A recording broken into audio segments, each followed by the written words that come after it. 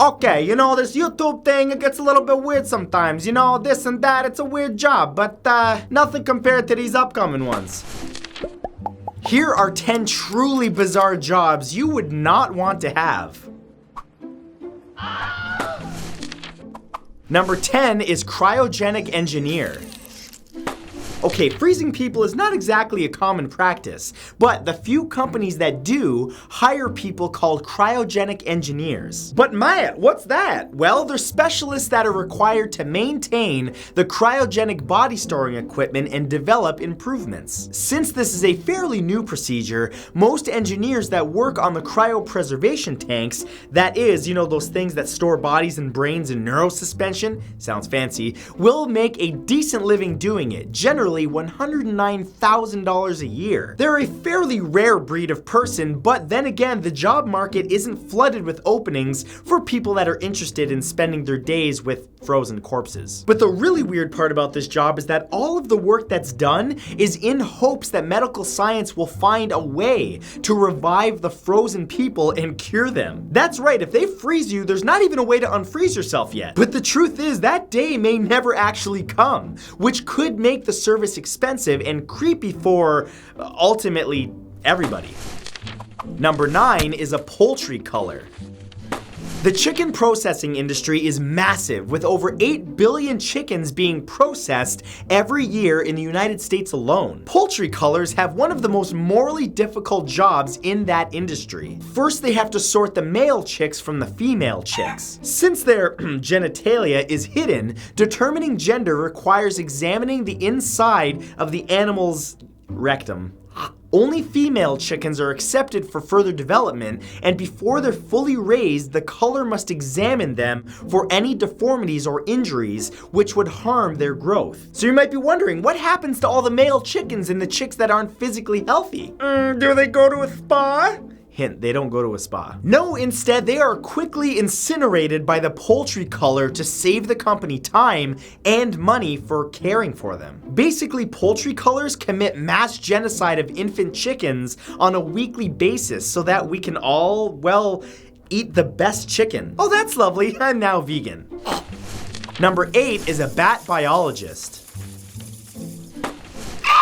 Bat biology may sound interesting, but the job is dangerous. Some people actually find bats to be cute little creatures with undeservedly bad reputations, but bat biologists who crawl through creepy, dank caves to study them know this reputation isn't entirely undeserved. Now, bats serve a useful purpose to us by eating their weight in bugs each night, but their habitats can prove to be lethal as well. Biologists face thousands or even millions of bats in areas that contain massive amounts of bat poo-poos. The excrement is eaten by flesh-eating beetles that turn it into ammonia, which, of course, if inhaled, can knock humans unconscious and make them easy beetle food. So in short, in case you're looking to apply for this, darkness, millions of bats flying around, lots of poo-poo, and possible beetle death is what lies in store for you during an average field trip in bat biology. Okay, moving on.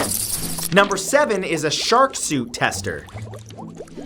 Advances in marine safety equipment have given divers the ability to visit sharks in their natural habitat. Stainless steel mesh shark suits can defend divers against shark bites and won't let them sink their teeth in. But in order to sell these shark suits without fear that their next of kin will be calling customer support for a refund, the makers must find workers willing to test them. Now, very few people know what it feels like to enter shark-infested waters with a bucket of fish blood, but the testers do, and they seem to have decent job security as the suits seem to be, well, working, at least so far. As a tester, there will always be the possibility that a suit will fail the test with a faulty attachment or compromised mesh. If that's not scary enough, you could also be swarmed by too many sharks for you to handle, or a shark too big to defend against. If you do take this job, just make sure you keep your will up to date, because you might need it. Number 6 is police diver. If you don't mind swimming in disgusting, sometimes intensely murky waters for the chance to serve and protect, then this job is for you. Police divers are called in to the scene of accidents and crimes to recover evidence and bodies from the depths of lakes, putrid ponds, and other bodies of water. In case you didn't quite grasp that, if you've ever seen what prolonged exposure in water does to a body, you'll know that being tasked with carrying one out is something that nobody wants to do. In fact, oftentimes the divers will be unable to see through the cloudy water and will have to scan the floor with their hands, hoping that they will eventually feel a clue. Oh, that's genitalia. Wait.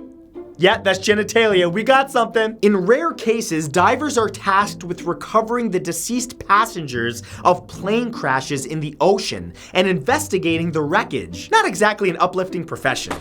Number 5 is a parapsychologist.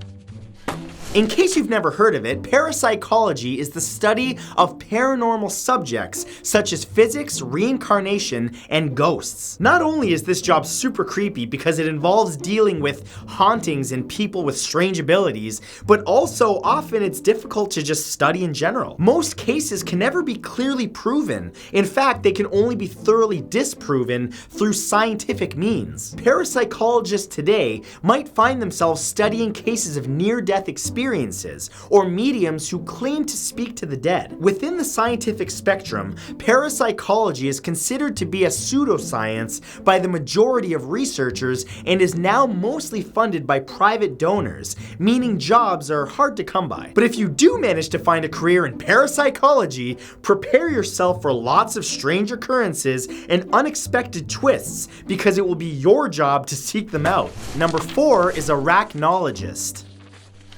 Nope, I'm out.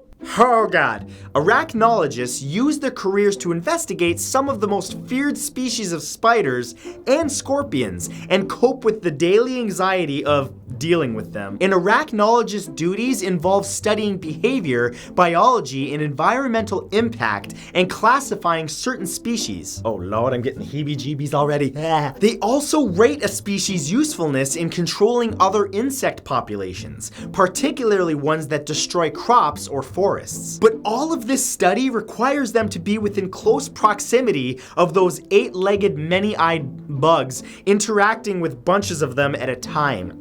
Grabbing spiders to poke and prod them with different tools is also a must when collecting samples or observing behavior. This line of study might only be rivaled by myriapodology, the study of centipedes and millipedes, or the other creepiest insects. Okay, moving on. Number 3 is the Paris Catacombs tour guide.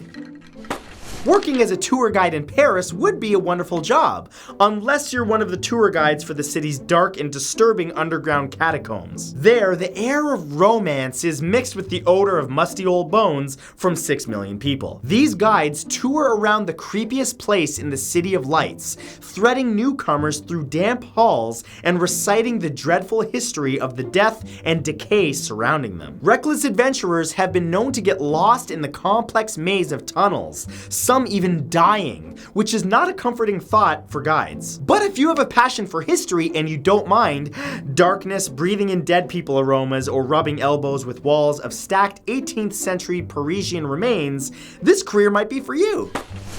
Number 2 is field epidemiologist. In emergencies with epidemic-level diseases, hazmat-suited individuals are sent in to quarantine the area or execute a decontamination procedure. Some of them are called field epidemiologists, investigators of diseases or bacterial outbreaks. You ever see the movie Outbreak? Same thing.